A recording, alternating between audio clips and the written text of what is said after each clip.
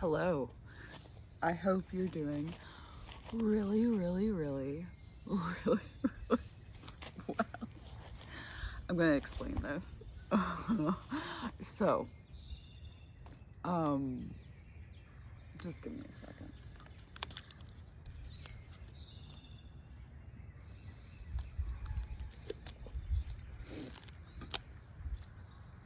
So this is what the fourth day I've had this. The first couple days, I really looked like Sloth from the Goonies. It was quite the intense injury. Now my head is mostly back to the shape it's supposed to be, more or less.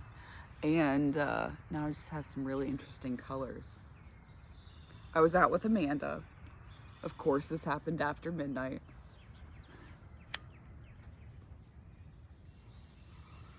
It's the dumbest story. It's also really hard to believe, but if I had made up a story, I would have made up a more believable one. But the way this actually happened is so stupid that I have no pride. You can judge it, you can picture it. It's not flattering. I just thought it was funny. And on the off chance you think it's funny, it's worth telling the truth and you just knowing. So I had our Patreon only live stream Friday evening, and I was set to just stay home that evening, just have a fire, have fun, just chill out.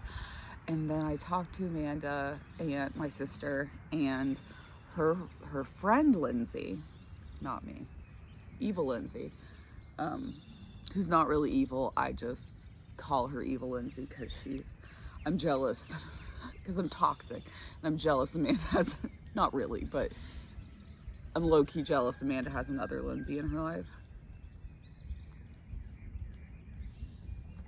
Anyway, other evil Lindsay canceled plans with Amanda. Amanda was very sad.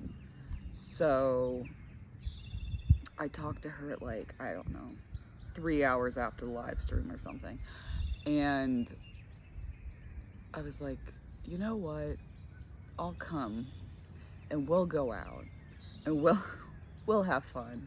So I abandoned my family. It was like, this is a good choice. I'm doing this. And show up to Amanda's. We go to a silent disco. I dance like a fool because that's the only way I know how to dance. For a couple hours there, we go meet some of her friends. We play pool. Amanda wins. She's deceptively good at pool. And then we go to this bar that has a dance floor. I feel less like dancing there because silent discos are it was just a bunch of people who don't know how to dance dancing together. But at this bar / club place, everyone knew how to dance. And I felt a little more self-conscious. They were more serious about it. So I was like, no, Amanda, you go dance because you actually know how. And I was holding our purses, being my normal little wallflower self. And over the course of 4 hours, it was almost 2 a.m. I had 2 Coors Lights over the course of 4 hours. So that I was sober. Amanda finally comes over to me and she's like, I'm ready to go. Are you ready to go? And I was like, sure. I just wanted her to have a good time, not be sad at home alone that her friend had ditched her and stuff. And I was just like, sure, this is good. So we turned to go, and the whole club area has a very smooth concrete floor. And along there's the dance area, there's a walkway, and then there's the rest of the like bar, club, leaving area. And on the walkway, there's this rug with the rubber edge all the way around, you know, so it doesn't come up, so no one trips. You see exactly where this is going. But the end of it had scrunched up, like, and it was sticking up like 6 inches. And part of my brain registered that people in front of me were doing a light trip.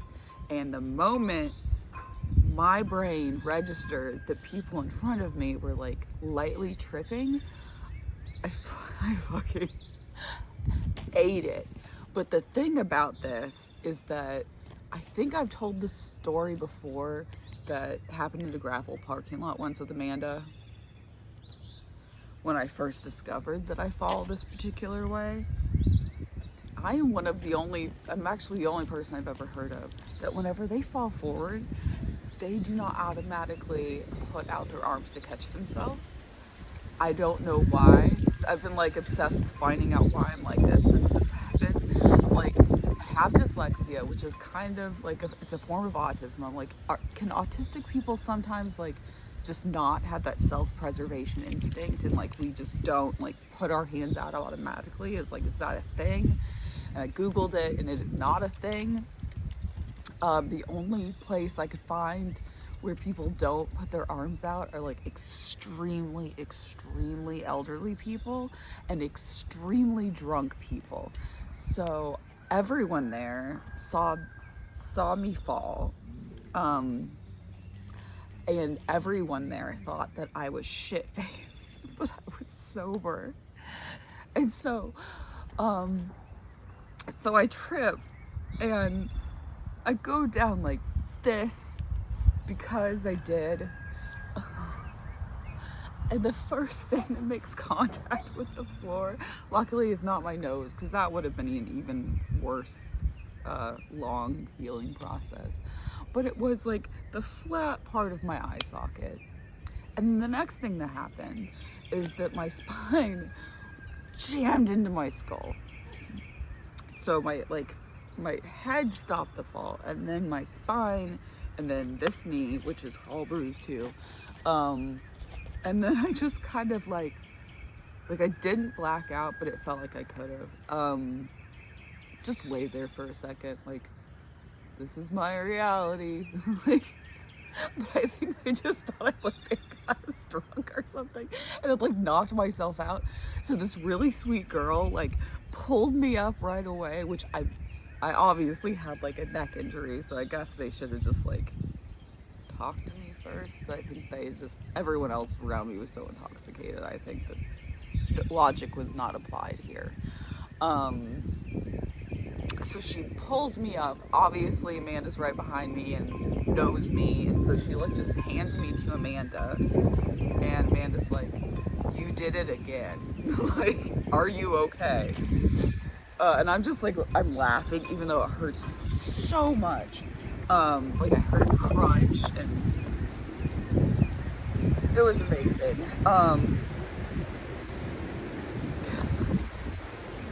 Then also like not doing me any favors to let anyone think that I wasn't drunk. But Amanda knew I wasn't. But we went immediately into the bathroom, and I threw up. I think at the moment I thought it was the pain, but I had a concussion.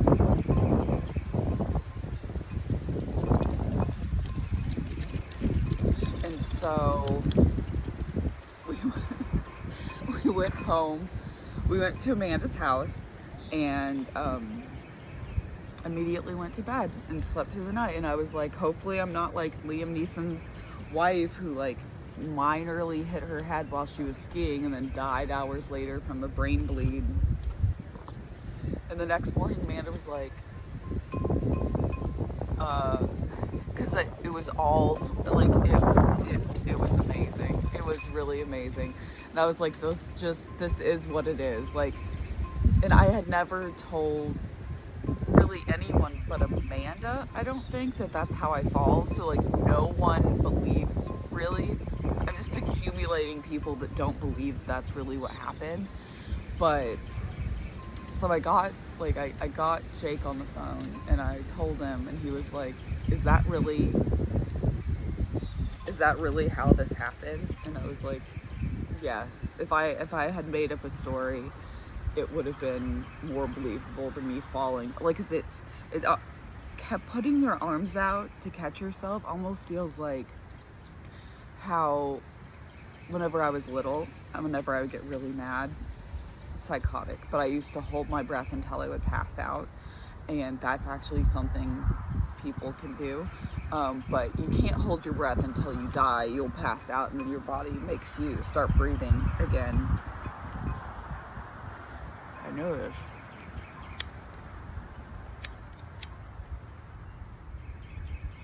But falling forward and realizing you're falling forward and not putting your arms out seems like something a human shouldn't be able to do. And I get that. And Amanda was like, if I hadn't seen it with my own two eyes, I don't think I would have been able to really believe it either. So I'm just like accumulating people that are like, huh. So I had my best friend Kelly. I've had this thing planned with her parents for months. I'm really close to her parents too. I've known them for over 20 years. So like we had this thing where we go to the gardens with my daughter and her parents and her, and like we have a picnic. We do it like once a year. So it's the morning after this. And we're walking around the gardens. My head is all misshapen. I'm concussed. If we hadn't been playing this for months, I would have canceled it. Kelly's like, did Amanda wake you up like every 30 minutes or something to make sure you were still breathing? And I was like, no. And she was like, oh, okay. But it's another Lindsayism that just happened. And wow, it's gonna keep bruising down here too. But I mean, it's not every day that I get a black eye and that I give myself a black eye. But I think Jake believes me now because he was like, "Are you sure there was no one else involved?" And I was like, "You know me. If there had been someone else involved, I would have probably gotten in trouble because I wouldn't let someone hit me like this and not do anything back. And even though it would have been self-defense, it probably wouldn't have gone very well, especially me getting in a bar fight at a club fight at 2 a.m. So, no. I've pulled the you should see the other guy card a couple times, and I just don't tell people that the other guy is a concrete floor. Probably doesn't bode well. The new house has a smooth concrete floor. That concrete floor is really smooth, which is why there's just a little bit of like drag from where it happened. Because if that concrete had just a little bit of grit, I would have road rash, concrete floor rash all around it. I'm trying to think of how I can do this in role play, like maybe my Black Widow role play, where like I've been in a fight. Because you can't recreate a black eye like this very easily unless you're a professional makeup artist. Like, I've got to use this somehow. But I've told you plenty of unflattering stories about myself, and this is just one of them. But yeah, I look beat up, and that's fine. This is just one of the things that happens. Especially, I was really thinking like, Amanda and I decided not to go to Germany this summer because of the political climate and tied with the massive amount of shit the two of us get in together. Whenever I went to Europe with Kelly, we got mugged.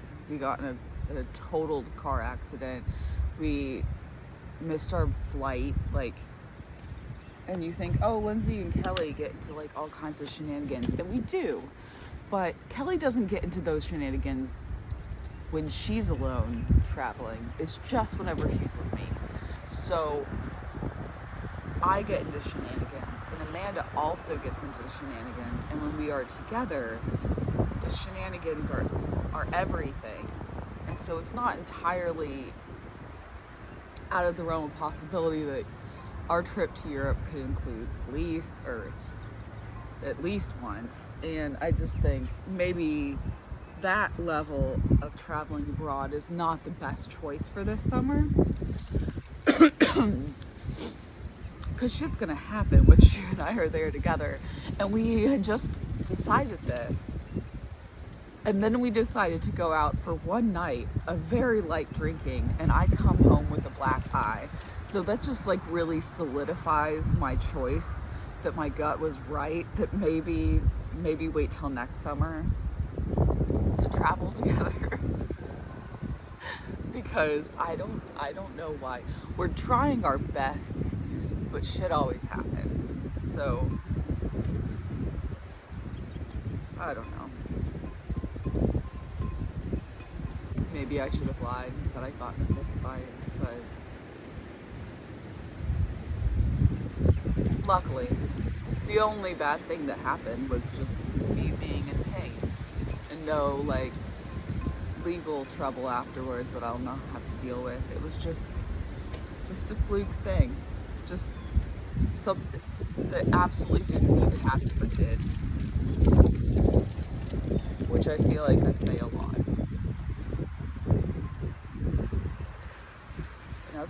In other news, it's a beautiful day. It's going to be windy and sunny and get to 77 today. I'm also wearing really cute boots that I've been wearing a lot, so you can tell it. Actually, I was wearing these that night. I didn't even have heels on, and I felt like that. Imagine if I had heels on. It would probably the same thing would have happened, but it would have been from even higher because it would have been heeled. Maybe I would have stabbed someone with a heel on the way down. Who knows?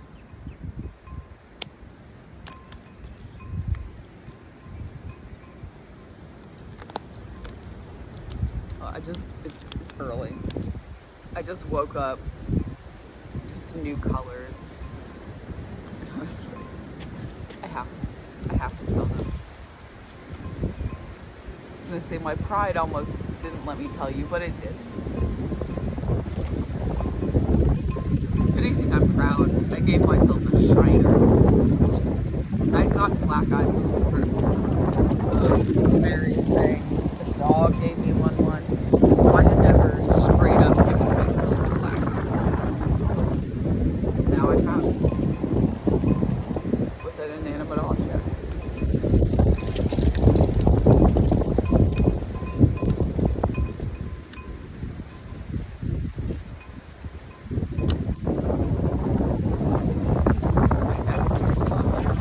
My drive home from Louisville from seeing Amanda, I was like, I can't see the cars in my rearview mirror. And then I was like, am I shorter? Am I shorter because my skull my spine got rammed into my skull? And then I adjusted my rearview mirror down like half an inch, and then it lined up, and I was like, I think I know. But it's healing, so hopefully I'll be able to angle it back up now. Probably should have gone to the hospital, but I don't think they really do anything for a concussion except just be like, don't drive and give it time.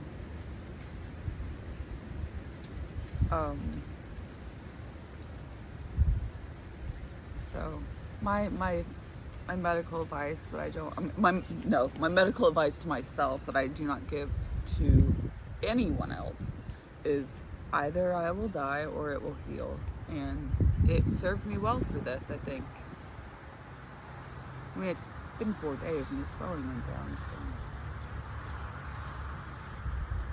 But now the time's counting down for me to think of a role play for this. I can't let this opportunity slip me by. I need to be like tied to a chair or something as Black Widow. She'll never make me talk.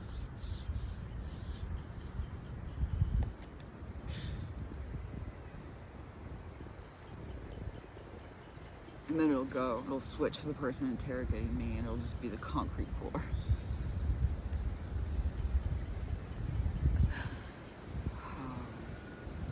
I'm an idiot.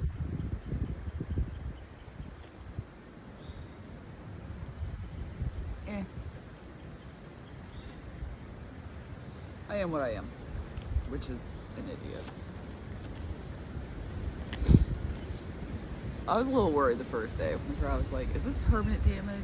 Did I break my whole orbital socket?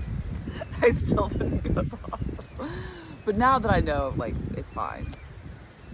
Now it's just funny.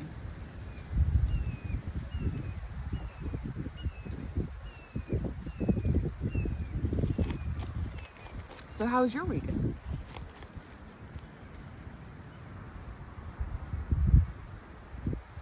Amanda kept being like, I am so sorry. Like, if you hadn't come to cheer me up, this would have never happened.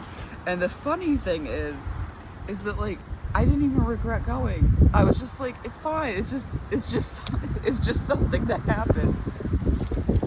When you have random things like this that happen to you all the time, you don't go back and you stop going back in your head and being like, what could I have done to make this not have happened? You're just like, this is just the newest thing, and it's fine.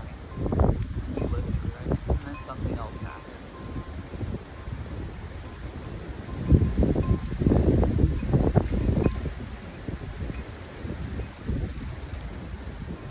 Sophie, my big yellow fluffy dog's like, oh shit, tornadoes coming. Actually, I think there are supposed to be tornadoes this weekend. That would be bad. I think they don't do so much damage in the hills though, unless they go straight down a holler. Otherwise, I think the hills kind of break them up. At least I have like an enormous storm shelter, which is the bunker under the new house. Nothing is fucking with that.